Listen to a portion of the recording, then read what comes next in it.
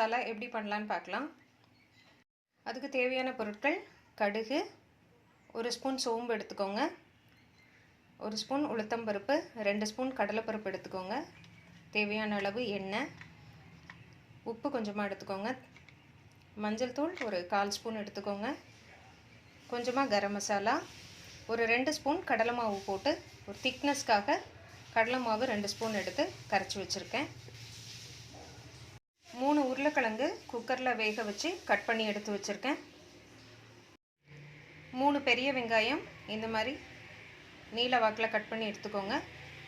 ஒரு கொத்து கருவேப்பிலை எடுத்துக்கோங்க. 3 பச்சை மிளகாய் நீல வாக்கில் கட் பண்ணிக்கோங்க. கொஞ்சமாக இஞ்சி சின்ன சின்னதாக கட் பண்ணி வச்சுக்கோங்க.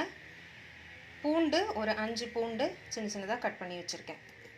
வாங்க எப்படி செய்யலான்னு பார்க்கலாம்.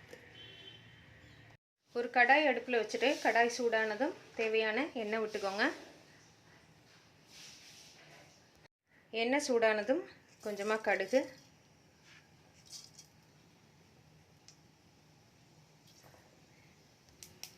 கடுகு வெடித்ததும் கடலைப்பருப்பும் உளுத்தப்பருப்பும் சேர்த்துக்கலாம்.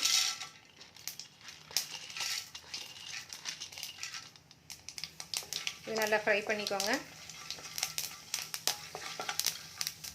கடலைப்பருப்பு உளுத்தம்பருப்பு பொன்னிறம் ஆனதும் சோம்பு சேர்த்துக்கலாம்.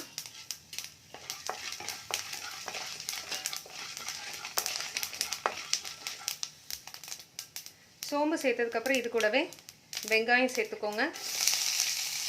வெங்காயம், கருவேப்பிலை, பச்சை மிளகாய் எல்லாம் சேர்த்துக்கோங்க.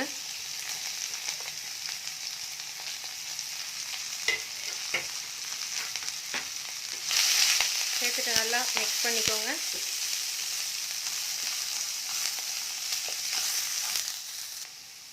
இது கூடவே பூண்டு, இஞ்சி சேர்த்துக்கலாம்.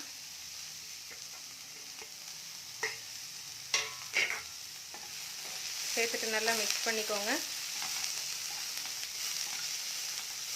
வெங்காயம் கண்ணாடி பதம் வர்ற வரைக்கும் வதக்கினா போதும்.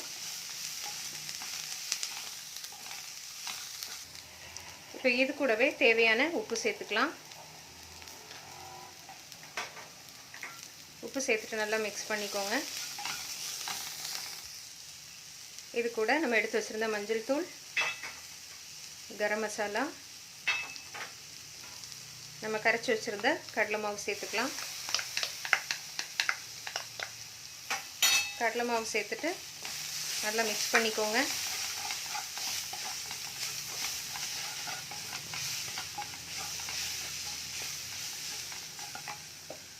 கொஞ்சமாக தண்ணி ஆட் பண்ணிக்கோங்க.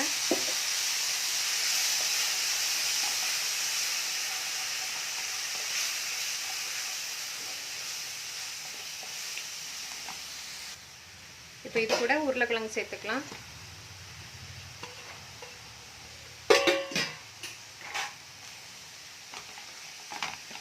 சேர்த்துட்டு நல்லா மிக்ஸ் பண்ணிக்கோங்க.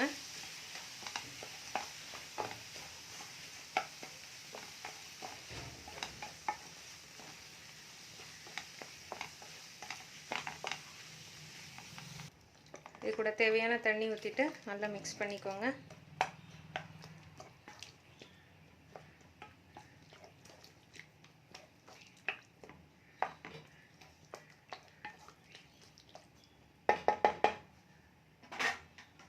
இது கூடவே இன்னும் கொஞ்சம் உப்பு சேர்த்துக்கலாம்.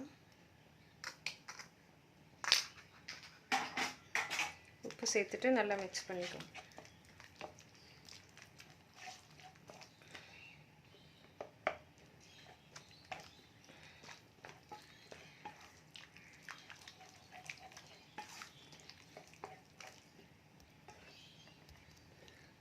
இப்போ இதை ஒரு மூடி போட்டு இப்போ மூடி திறந்து பார்க்கலாம்.